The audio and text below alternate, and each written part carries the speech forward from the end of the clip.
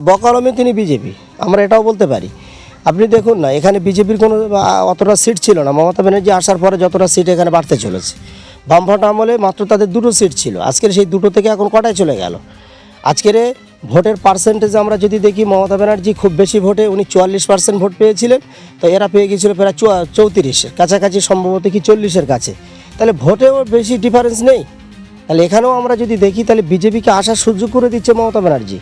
এবং আমার তো মনে হয় এই সমস্ত এমএলএদের দুধ কলা দিয়ে পোষা হচ্ছে, যে তারা যেন এখানে আসতে পারে। বাংলার রাজনীতি করার পুরো ময়দান খালি করে দেওয়া হচ্ছে রাজ্য সরকারের পক্ষ থেকে।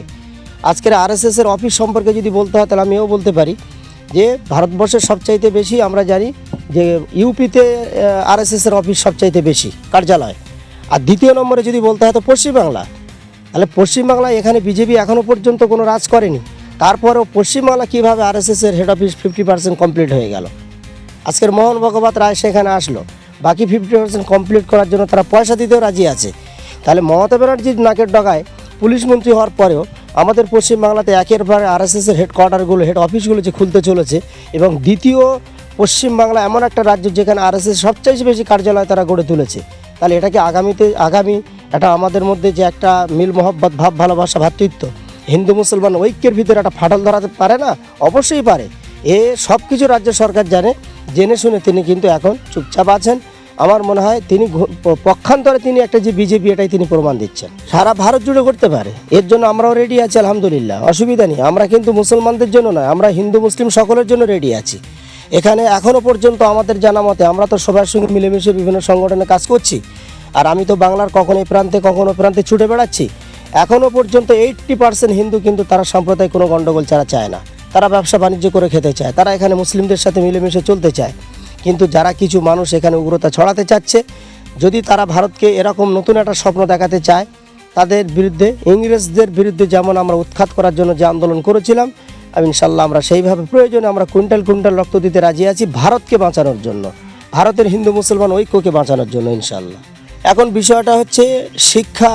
একজন টিচার, আমরা জানি, আমিও বহুদিন ধরে একটা সরকারি প্রতিষ্ঠানে পার্ট টাইমারিও করেছিলাম। আমার জানা মতে যে অধিকাংশ আমাদের সিনিয়র মাদ্রাসাগুলো বা যেগুলো মুসলিম অধ্যুষিত এলাকায় মুসলিম কমিটি দ্বারা পরিচালিত মাদ্রাসা, যেখানকার 100% সিটগুলো মুসলিমদের জন্য রিজার্ভ, সেখানেও আমরা কি দেখেছি, একটা কি অথবা দুটো একটা টিচার দেওয়া হলো, পার্মানেন্ট টিচার, আর বাকি সব প্যারা টিচার দিয়ে চালানো হচ্ছে।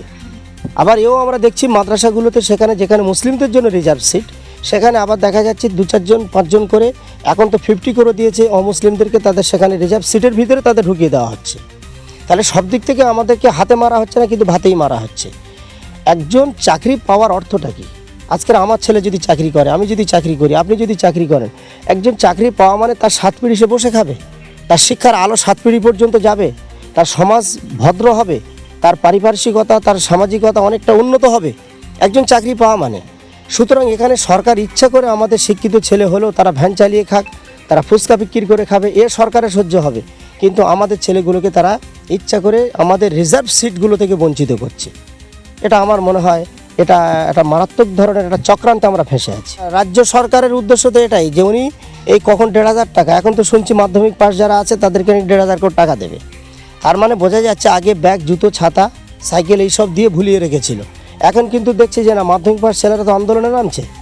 আর বাস্তব শিক্ষিত ছেলে তো আজ না কাল তারা জাগবে, তারা এখন গিয়ে কলকাতা আন্দোলন শুরু করছে। এখন এদের মুখ বন্ধ করার জন্য এবার 1,500 টাকার একটা প্রকল্প আনতে চলেছে। ভাবছি মনে হয় যেন নিজের কোনো ইনকামের টাকা থেকে তারা দিচ্ছে। তাহলে এইভাবে যদি আমাদের ভিক্ষা দিয়ে মুখ বন্ধ করে দেওয়া হয়, আমরা ভিক্ষা চাই না, আমরা চাই একটা চাকরি, একটা সংরক্ষণ আমাদের দরকার আছে, একটা রিজার্ভ সিট আমার, যেটা আমার সেই রিজার্ভ সিটটা তুমি আমাদের দাও। আমার এতগুলো এভাবে প্রকল্প চাইতে আমার মনে হয় রাজ্য সরকার যদি উনি বাস্তবে মনে করেন যে আমি মুসলিমদের প্রতি একটা উদার বা সকলের প্রতি সমান আমার অধিকার রয়েছে, তাহলে আমাদের যা রিজার্ভ সিট আমাদের সেগুলো ব্যবস্থা করুক। এই ব্যাগ, জুতো, ছাতার টাকা আমাদের প্রয়োজন নেই। হ্যাঁ, আমরা তো যা অবস্থা দেখি, এখন যা পরিস্থিতি, আমরা রাজ্য সরকারের উপর আমরা ভরসা রাখতে পারছি না। যদি এভাবে চলতে থাকে, আমার তো মনে হয় 26-এর পরে যদি এখানে হিন্দু রাষ্ট্র ঘোষণা হয়, তো তার পিছনে সরাসরি মমতা ব্যানার্জির হয়তো সমর্থন থাকতেও পারে। তার কারণ আমরা আমাদের বিলগুলোর ব্যাপারে, যতগুলো বিল পাস হয়েছে সমস্ত বিলগুলোর ব্যাপারে আমরা দেখেছি। এটাও একটা মমতা ব্যানার্জি যে তলে তলে বিজেপির সাথে সেটিং, তার কিন্তু একটা প্রমাণ। আজকের আমরা এর ঝলকটা তো দেখেছি গত কয়েকদিন আগে, সম্ভবত 2 তারিখে যে মিটিংটা হয়েছিল, আমাদের জেলার মিটিং বারাইপুরে, সেই মিটিং থেকে অভিষেক ব্যানার্জি সরাসরি ভাঁড়ের ব্যাপারে তিনি কথা তুলেছিলেন, সরাসরি কথা তুলেছিলেন এবং নাম করেই বলা হয়েছিল ভাঁড় কেন্দ্র করে যে আমাদের ভাঁড় চাই, এ কথা তিনি বলেছিলেন। সেই কথার পর থেকে আরও দেখছি সেখানে স্টিম রোলার চলছে, সেখানে তাদের অনুসারীদের উপরে আরও নির্যাতন নেমে এসছে। তাহলে এটা তো রাজ্য সরকার ইচ্ছা করেই সে করছে, আগে তো নয় কোনো রকম গোপন একটা কিছু হতো। দ্বিতীয় কথা হলো কোনো জায়গাতে অবজারভার আমরা দেখতে পাই না, কিন্তু ভাঁড় বিধায়কের পিছনে অবজারভার লাগাতে হবে কেন? তাহলে এর দ্বারা বোঝা যাচ্ছে মুসলিমদেরকে পিছিয়ে দেওয়ার একটা পরিকল্পনা, এবং মমতা ব্যানার্জি যে মুসলিম বিরোধী, সামনাসামনি ঘোমটা দিয়ে হয়তো আসছেন, কিন্তু মুসলিম বিরোধী তার একটা মারাত্মক একটা নমুনা যে একটাই বিধায়ক আইএসএফের, আজকের তার সিটটাকে দখল করার জন্য সারা রাজ্য জুড়ে বিভিন্ন জায়গা থেকে বিভিন্ন রকম পরিকল্পনা চলছে। সেখানে শওকত মোল্লার মতো নেতৃত্বকে ওখানে পাঠিয়ে দিয়ে তার পিছনে লেলিয়ে দেওয়া হচ্ছে যে কোনো রকম ওটাকে দখল করতে হবে। ওদিকে জাহাঙ্গীরকে পাঠানো হচ্ছে, ওদিকে অভিষেক ব্যানার্জি সে তার জেলার মিটিং থেকে ভাষণ দিচ্ছে।